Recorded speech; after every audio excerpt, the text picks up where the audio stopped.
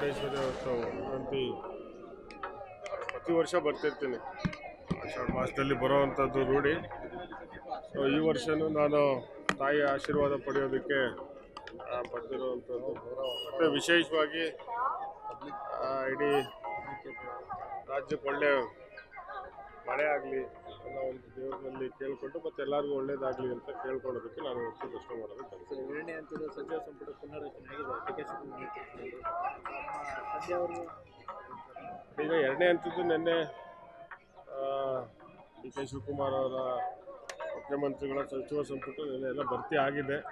ಎಲ್ಲ ಒಂದು ಆಶಾಭಾವನೆ ಇತ್ತು, ತಂದೆಯವ್ರಿಗೆ ಸಿಗುತ್ತೆ ಅನ್ನೋ ಒಂದು ಭಾವನೆ ಇತ್ತು. ಯಾಕಂದರೆ ನಮ್ಮದು ದೊಡ್ಡ ಜಿಲ್ಲೆ ತುಮಕೂರು ಅಂತ ಹೇಳಿದ್ರೆ 11 ತಾಲೂಕು ಅಸೆಂಬ್ಲಿಗಳು ಬರೋವಂಥದ್ದು.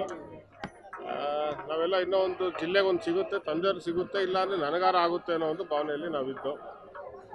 ಸೊ ಈಗ ಆಗಿಲ್ಲ, ಏನು ಮಾಡೋಕ್ಕಲ್ಲ. ಈಗ ಪಕ್ಷದ ತೀರ್ಮಾನಕ್ಕೆ ನಾವೆಲ್ಲ ಬದ್ಧವಾಗಿರಬೇಕು. ಈಗ ಪಕ್ಷ ಏನು ಸಚಿವರು ಆಯ್ಕೆ ಮಾಡಿದ್ರೆ ಅದ್ರ ಜೊತೆಗೆ ಹೋಗುವಂಥದ್ದು. ಸಚಿವ ಸಂಪುಟ ವಿಸ್ತರಣೆ ಆಗಿರೋದು ಸಮಾಧಾನ ಆಗಿದೆ, ಸಾಕಷ್ಟು ಅಸಮಾಧಾನ ಅಲ್ಲ, ಭಾಳಷ್ಟು ಅಸಮಾಧಾನ ಇದೆ ಅನ್ನೋದು ನಾವು ನೆನೆಯಿಂದ ನೋಡ್ತಾ. ಹಿರಿಯ ಶಾಸಕರು ನೆನೆ ಎಲ್ಲ ಒಂದು ರಾಜೀನಾಮೆಯನ್ನು ಕೊಟ್ಟಿದ್ದಾರೆ, ಇವತ್ತು ಕೊಡ್ತೀವಿ ಅಂತ ಹೇಳ್ತಾ ಇದ್ದಾರೆ. ಸೊ ಅದರಿಂದ ಅದು ಅವ್ರ ವೈಯಕ್ತಿಕ. ಯಾಕಂದರೆ ಸಚಿವರನ್ನ ಗುರುತಿಸ್ಬೇಕು, ಮಾಡಬೇಕು ಅನ್ನೋದು ಎಲ್ಲರೂ ಸಚಿವರು ಆಗಬೇಕು ಅನ್ನೋದು ಆಸೆ ಇರುತ್ತೆ, ಆದರೆ ಇವತ್ತು ಆಗಿಲ್ಲ.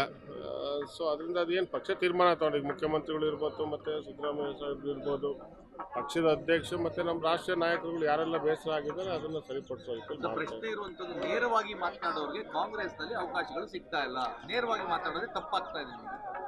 ಈಗ ನೇರವಾಗಿ ಮಾತಾಡಿ ಅದನ್ನು ಫಲಾನುಭವಿ ರಾಜಣ್ಣವರು, ಹೌದಲ್ಲ. ಈಗ ರಾಜಣ್ಣವರು ಏನು ತಂದೆಯವರು ಏನು ಆಗಿರಲಿಲ್ಲ, ಹಗರಣ ಏನಾಗಿಲ್ಲ.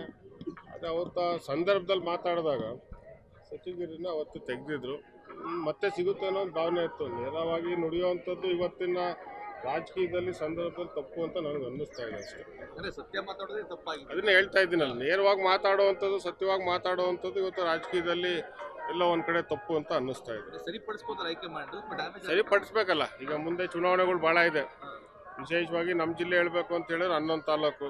ಮೊನ್ನೆ ರಾಜಣ್ಣವರು ಸಹಕಾರಿ ಕ್ಷೇತ್ರದಲ್ಲಿ ಹೆಚ್ಚು ಕೆಲಸಗಳು ಮಾಡಿದ್ರು, ಯಾವುದೇನು ಹಗರಣ ಇರಲಿಲ್ಲ. ಸೊ ಸರಿಪಡಿಸ್ಕೊಂಡ್ರೆ ಪಕ್ಷಕ್ಕೆ ಒಳ್ಳೇದು. ಅವೆಲ್ಲ ಇಲ್ಲ, ಎಲ್ಲ ನೀವು ಹೇಳೋವಂಥದ್ದು ಪಕ್ಷ ಬಿಡೋವಂಥದ್ದು ಏನಿಲ್ಲ. ಪಕ್ಷದಲ್ಲೇ ಇರ್ತೀವಿ, ಏನಿದ್ರು ಮನೆಯೊಳಗೆ ಫೈಟ್ ಮಾಡಲೇಬೇಕಲ್ಲ, ಮನೆಯಲ್ಲೇ ಇರ್ತೀವಿ, ಜೊತೆಗೆ ಪದೇ ಪದೇ ಈ ರೀತಿ ಆಗ್ತಾ ಇದೆ.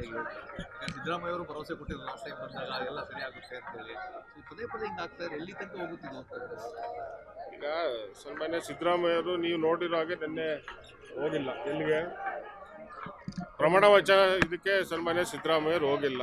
ಸೊ ಅವ್ರಿಗೂ ಎಲ್ಲ ಒಂದು ಕಡೆ ಬೇಸರ ಇರುತ್ತಲ್ಲ. ಸೊ ಅದೇ ರೀತಿ ರಾಜಣ್ಣವ್ರಿಗೂ ಇರುತ್ತೆ, ಬೇರೆ ಬೇರೆ ಮುಖಂಡಗಳು ಇರುತ್ತೆ. ಖಂಡಿತವಾಗಿ ಇದೆಲ್ಲ ಸರಿಪಡಿಸುತ್ತೆ. ಅಸಮಾಧಾನ ಇದೆ, ಇಲ್ಲ ಅಂತ ನಾನು ಹೇಳಕ್ಕೆ ಹೋಗೋದು. ಸಿದ್ದರಾಮಯ್ಯವ್ರಿಗೂ ಇದೆ, ಖಂಡಿತವಾಗಿ ಮುಂದೆ ಒಳ್ಳೆ ಕಾಲ ಬರುತ್ತೆ ಅಂತ ವಿಶ್ವಾಸದಲ್ಲಿ ಇನ್ನೂ ಇದ್ದೀರಾ ಅಂತ.